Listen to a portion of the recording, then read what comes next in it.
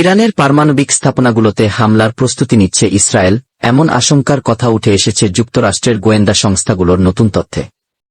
মার্কিন সংবাদ মাধ্যম সিএনএনের এক প্রতিবেদনে জানানো হয়, নাম প্রকাশে অনিচ্ছুক একাধিক মার্কিন কর্মকর্তার বরাতে এই তথ্য পাওয়া গেছে। তবে এ বিষয়ে এখনও পর্যন্ত ইসরায়েলের পক্ষ থেকে কোনো মন্তব্য করা হয়নি। একইভাবে বার্তা সংস্থা রয়টার্সও জানায়, তাদের পক্ষেও এই প্রতিবেদন যাচাই করা সম্ভব হয়নি।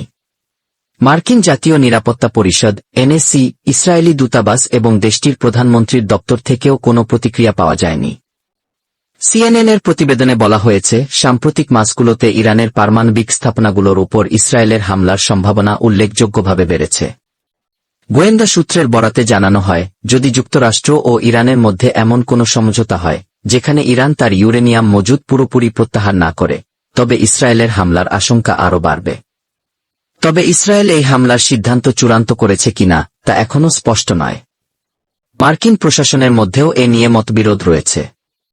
কেউ কেউ মনে করছেন শেষ পর্যন্ত ইসরায়েল হামলা চালাবে, আবার অনেকে এ বিষয়ে সন্দেহ। সিএনএনের মতে, ইসরায়েলের সম্ভাব্য সামরিক তৎপরতা নিয়ে যে তথ্যগুলো সংগ্রহ করা হয়েছে, তার মধ্যে রয়েছে দেশটির উচ্চ পর্যায়ের নেতাদের ব্যক্তিগত ও প্রকাশ্য বক্তব্য, সামরিক যোগাযোগে গোয়েন্দা নজরদারি এবং বিভিন্ন সামরিক প্রস্তুতির পর্যবেক্ষণ।